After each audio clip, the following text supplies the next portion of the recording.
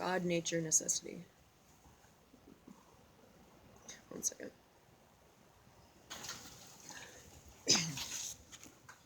Alright, I hope you guys can hear me. God, nature, necessity. God or substance, consisting of infinite attributes of which each expresses eternal and infinite essentiality, necessarily exists. The eternal and infinite being which we call God, or nature, acts by the same necessity as that whereby it exists. Whatsoever it is in God, and without God nothing can be or be conceived. The corporeal or extended substance was not created by God, but it is one of the infinite attributes of God. All things which come to pass solely through the laws of the infinite nature of God, and follow from the necessity of its essence.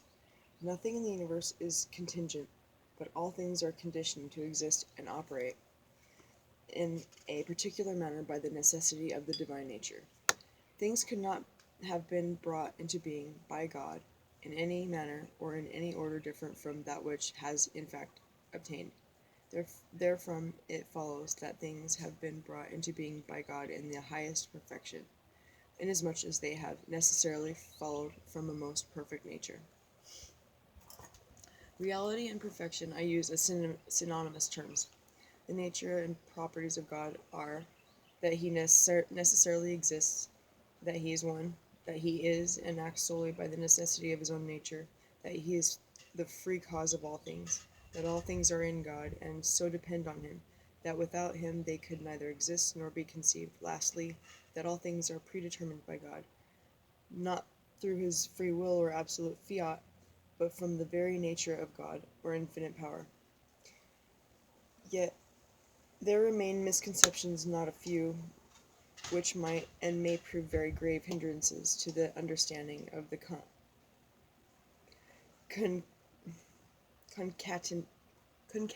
concantation of things. I therefore think it worth while to bring these misconceptions before the bar of reason. All such opinions spring from the notion commonly entertained, that all things in nature act as men themselves act, namely with an end in view. It is accepted as certain that God himself directs all things to a definite goal, for it is said that God made all things for man, and man that he might worship him. I will therefore consider this opinion, asking first why it obtains general credence, and why all men are naturally so prone to adopt it. Secondly, I will point out its falsity, and lastly, I will show how it has given rise to prejudices about good and bad, right and wrong, praise and blame, order and confusion, beauty and ugliness, and the like. However, this is not the place to deduce these misconceptions from the nature of the human mind. It will be sufficient here if I assume as a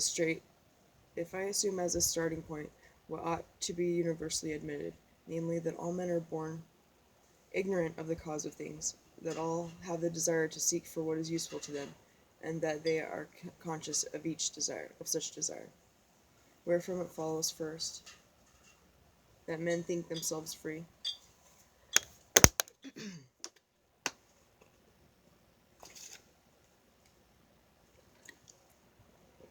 inasmuch as they are conscious of their volitions and desires, and never even dream in their ignorance of the causes which have disposed them to wish and desire.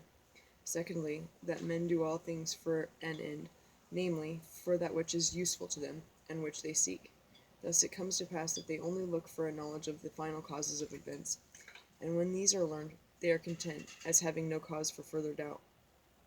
If they cannot learn such causes from external sources, they are compelled to turn to considering themselves, and reflecting what end would have induced them personally to bring about the given event, and thus they necessarily judge other natures by their own. Further, as they find in themselves and outside themselves many means which assist them not a little in their search for what is useful. For instance, eyes for seeing, teeth for chewing, herbs and animals for yielding food, the sun for giving light, the sea for breeding fish, etc. They come to look on the whole of nature as a means for obtaining such conveniences. Now, as they are aware that they found these conveniences, they did not make them, they think they have cause for believing that some other being has made them for their use. As they look upon things as means, they cannot believe them to be self-created, but judging from the means which they are accustomed to prepare for themselves, they are bound to believe in some ruler of or rulers of the universe endowed with human freedom, who have arranged and adapted everything for human use. They are bound to estimate the nature of such rulers, having no information on the subject, in accordance with their own nature, and therefore they assert that the gods ordained everything for the use of man in order to bind man to themselves, to obtain from him the highest honors. Hence it also follows that everyone thought out for himself, according to his abilities, a different way of worshipping God, so that God might love him more than his fellows, and direct the whole course of nature for the satisfaction of his blind cupidity and insatiable avarice. Avarice. Avarice. Thus the prejudice developed into superstition and took deep root in the human mind, and for this reason everyone strove most zealously to understand and explain the final causes of things.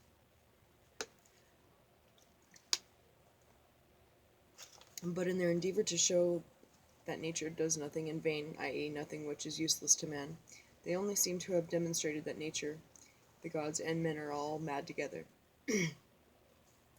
Consider, I pray you, the result. Among the many helps of nature, they were bound to find some hindrances, such as storms, earthquakes, diseases, etc. So they declared that such things happen because the gods are angry at some wrong done by them, or at some fault committed by their worship. Experience day by day protested and showed by infinite examples that good and evil fortunes fall to the lot of pious and impious alike, pious and impious alike. Still they would not abandon their inveterate prejudice, for it was more easy for them to class such contradictions among other unknown things of whose use they were ignorant, and thus to retain their actual and innate condition of ignorance, than to destroy the whole fabric of their reasoning and start fresh. They therefore laid down as an axiom that God's judgments far transcend human understanding. Such a doctrine might well have sufficed to conceal the truth from the human race for all eternity, if mathematics had not furnished another standard of verity in considering solely the essence and properties of figures without regard to their final causes. There are other reasons which I need not mention here, besides mathematics, which might have caused men's minds to be directed to these general prejudices, and have led them to the knowledge of truth.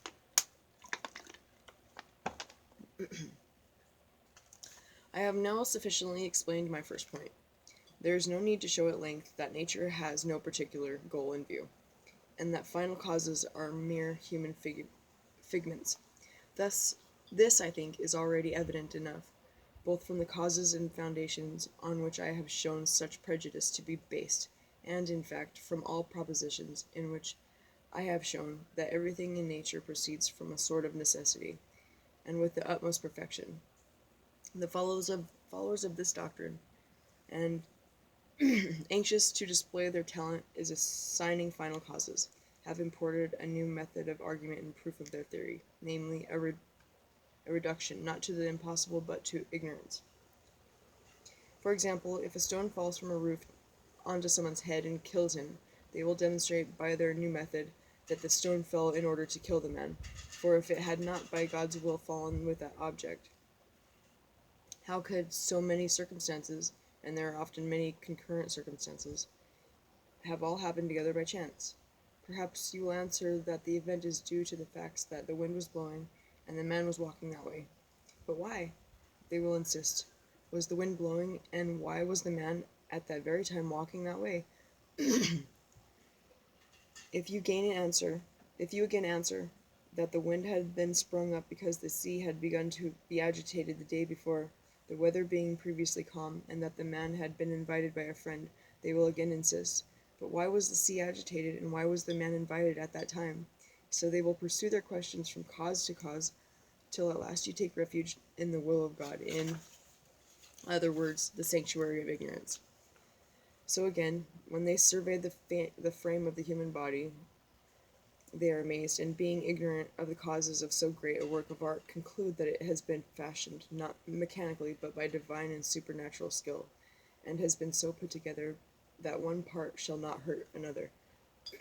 Hence, anyone who seeks for the true causes of miracles and strives to understand natural phenomena as an intelligent being, and not to gaze at them like a fool, is set down and denounced as an impious heretic by those whom the masses adore as the interpreters of nature and the gods. Such persons know that, with the removal of ignorance, the wonder which forms their only available means for proving and preserving their authority would vanish also. But I now quit the subject and pass on to my third point. After men persuaded themselves that everything which is created for their sake, they were bound to consider as the chief quality in everything that which is most useful to themselves, and to account those things the best of all which have the most beneficial effect on mankind. Further, they were bound to form abstract notions for the explanation of the nature of things, such as goodness, badness, order, confusion, warmth, cold, beauty, deformity, and so on.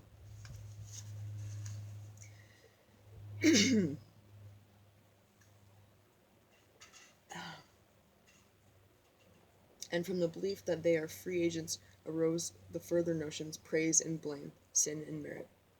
I will speak of these latter hereafter when I treat of human nature. The former I will briefly explain here. Everything which conduces to health and the worship of God they have called good. Everything which hinders these objects they have styled bad, inasmuch as those who do not understand the nature of things do not verify phenomena in any way, but merely imagine them after a fashion, and mistake their imagination for understanding. Such persons firmly believe that there is an order in things, being really ignorant both of things and of their own nature. When phenomena are of such a kind that the impression they make on our senses requires little effort of imagination, and can consequently be easily remembered, we say that they are well ordered. If, on the contrary, that they are ill-ordered or confused. Further, as things which are easily imagined are more pleasing to us, men prefer order to confusion, as though there were any order in nature except in relation to our imagination, and say that God has created all things in order, thus without knowing it, attributing imagination to God, unless indeed they would have it that God foresaw human imagination, and arranged everything so that it should be most easily imagined. If this be their theory, they would not perhaps be daunted by the fact that we find an infinite number of phenomena far surpassing our imagination, and very many others which confound its weakness. But enough has been said on the subject. The other abstract notions are nothing but modes of imagining, in which the imagination is differently affected, though they are considered by the ignorant as the chief attributes of things, inasmuch as they believe that everything was created for the sake of themselves, and, according as they are affected by it, style it good or bad, healthy or rotten, or corrupt. For instance, if the motion whose objects we see communicate to our nerves be conducive to health, the objects causing are styled beautiful. If a contrary motion be excited, they are styled ugly. Things which are perceived through our sense of smell are styled fragrant or fetid. If through our taste sweet or bitter, full-flavored or insipid, if through our touch hard or soft, rough or smooth, etc. Whatsoever affects our ears is said to give rise to noise, sound, or harmony. In this last case, there are men lunatic enough to believe that even God himself takes pleasure in harmony, and philosophers are not lacking who have persuaded themselves that the motion of the heavenly bodies gives rise to harmony. All of which instances sufficiently show that everyone judges of things according to the state of his brain, or rather mistakes for things the forms of his imagination. We need no longer wonder that there have arisen all the controversies we have witnessed, and finally skepticism, for although human bodies in many respects agree, yet in very many others they differ, so that what seems good to one seems bad to another, what seems well ordered to one seems confused to the other, what is pleasing to one displeases another, and so on.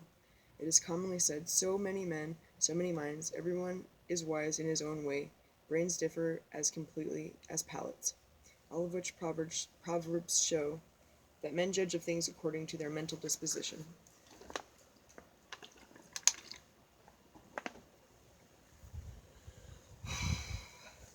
We have now perceived that all the explanations commonly given of nature are mere modes of imagining,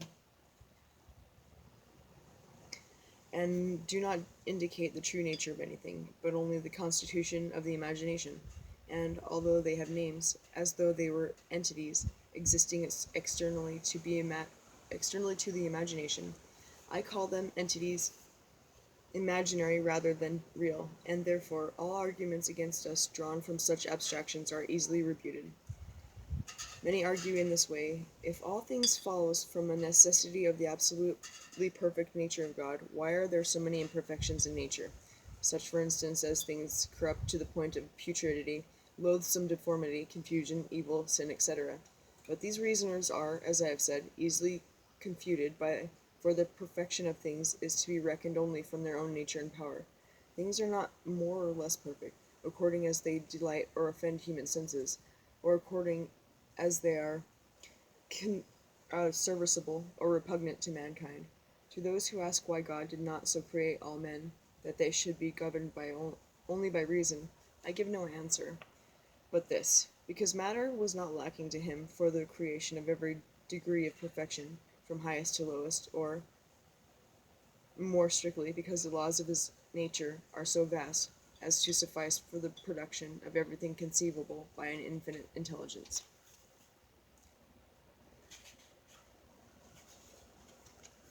Yay.